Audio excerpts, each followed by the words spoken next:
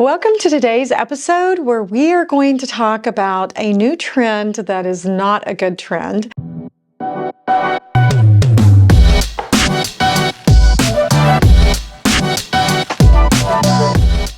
Hi everyone, Edna Kimble, and today we are talking about the uptick in contract cancellations. So here's what we've got, is the National Association of Realtors and Redfin recently put out an article stating that over 15% of all buyer contracts end up canceling during the 10-day inspection period or the inspection period.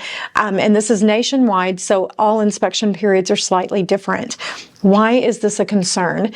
It's not so much that it's a concern, more than buyer and seller beware. So what happens when this happens is the buyer and the seller are geared up, and they're typically at about the 10 to 15 day mark when all of this happens. And if you think about a standard closing date is between 35 and 45 days. And if you're 10 to 15 days into that, you've started making some real hard choices. Where are we moving? What day? Maybe hiring movers, maybe getting a moving truck, maybe giving notice at your current location, maybe putting money down on where you're going to if you're the seller, and then the deal falls apart. And sometimes the money can be recouped and sometimes it can't.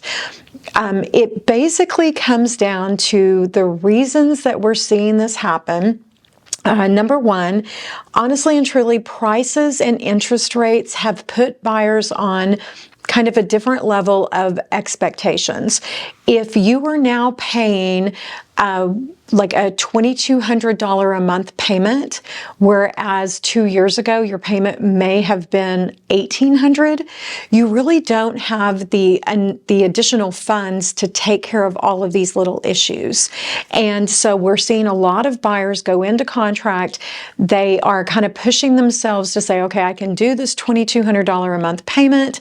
Then the home inspector goes in and they get a laundry list of items that are maybe inferior on the home and or just not working in the sense or in the proper way.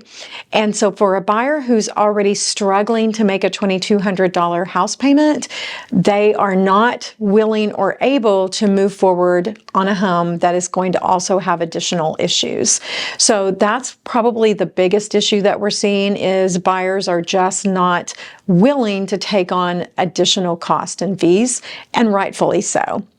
The second thing is this generation of buyers has basically not grown up on all of these DIY, do-it-yourself projects as the previous generation did. And so really what they're looking for is more move-in ready, because we're finding out that they're more tech-related and not hands-on.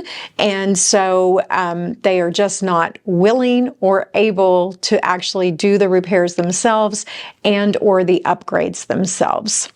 The next thing that we're seeing is also just the expectation of the seller. So this gets interesting. And what we mean by that is the buyer pays for a home inspector. The home inspector comes in, and the home inspector's job is not to pass it or fail it. That's not a thing in our market. They give you the results of their inspections, and those results tell you, is the item working properly, or is it working subpar, or is it broken, or whatever. And so we've seen home inspection reports go from when home inspections first started coming out 15 years ago, they were on average 5 to 10 pages. Last week we got a 78-page home inspection. 78 pages. Is it because the home inspectors are so much better now, or is it the expectations of the buyers? Honestly and truly, what I'm seeing is that the home inspectors are doing CYA, and they are putting everything. So from the moment they get out of their car, they mark the sidewalk is cracked. The flag on the mailbox is broken off. And if you looked at your home that way and walked through, if you do it, that's different. When someone else does it to your home, the sellers sometimes take it personally and actually get very, very upset and angry. So the seller expectations of, it's always been like this, it was like that when we bought it, and it's working fine, and I'm not going to fix it. When that is their attitude to the buyer ends up canceling the contract because the seller doesn't want to do the repairs. The other thing that we've seen is that a lot of the sellers actually purchased their home maybe at the beginning of COVID, and they waived inspections, or they waived when the seller said, no, we're not doing repairs. They said, that's fine, we'll take it anyway. And they've lived with these issues, and so their expectations are the buyer should be fine with it. It's just not the same market. Also, when a home inspector says that the AC unit is not cooling at 7 degrees off of what it should be, a seller expectation is it works fine. I turn it on, it gets cold. The buyer's expectation is, no, it's 7 degrees off, and I want it to be no degrees off. So trying to find that balance between what the seller has been living with and says it's working fine, and what the buyer's expectations are, because now their house payment will be $2,200 on that house that you've been paying $1,700 a month on. So that, I'm hoping to try to reframe both buyer and seller expectations as to why the other side feels a certain way. Now, another reason a seller expectation comes into play is the seller is already struggling to squeeze every penny out of that home that they can, because when they go to purchase something else, those prices and those interest rates are higher. So they are trying to squeeze every dime out, and paying for a bunch of what they consider nitpicky repairs is going to actually eat into their equity, or into their proceeds, or into what they're carrying forward onto the next home. So that's a big issue that we've seen, is that the seller simply says, no, I need that money to be able to move forward. So therefore the seller is not willing to make those repairs, and then therefore the buyer ends up canceling. And one of the things that's changed drastically in our market is during COVID, when we would have multiple offers on the home, if a buyer came in with an unrealistic list of expectations, during the negotiation period, if the seller simply chose to not respond, then the contract was void and dead, and the seller was free to move on to a backup offer, or maybe a new offer that had just come in. What's changed drastically is that our multi-list, or our association, has changed up the TRR, so that a buyer, if a seller is not responding, a buyer can actually say, never mind, I'll take it the way it is. So we're not seeing a ton of that. I will say that over the last 2 weeks, we've had 2 of those come in. We did have a slight dip in the interest rates. We're at a 10-month low, and we had some great inventory, and I think the buyers were smart to go ahead and not lose the deal over that. But historically speaking, it hasn't played too much into it, but if and when those rates drop, it will become a big deal again. And then the last issue that we've had is the lender and underwriter expectations.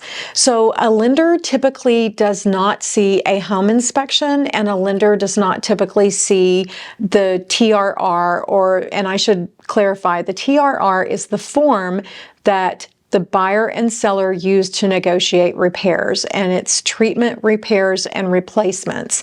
It's not required that a seller do these items, but we've had a few instances where a realtor who was maybe not very knowledgeable uploaded the TRR form and/or the inspection form, and the underwriter saw those forms, and now the underwriter, as last minute typically a week or two prior to closing, comes back and wants repairs done.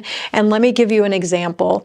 There was a TRR form that said, in lieu of the above structural repairs, seller to reduce contract price by $8,000. Well, the underwriter saw that and was like, whoa, whoa, whoa. We, as a bank, do not want to loan on a home that has $8,000 worth of structural repairs. And so the underwriter was then requiring that the work be completed prior to closing, and or if they weren't willing to do that, then they were going to not give the loan. And again, this was like a week and a half prior to closing. So it's very important to understand that basically everyone's expectations have grown. And the reason for the lender and the underwriter's expectations to have changed so drastically is, keep in mind, the underwriter's job is to protect the lender from over leveraging.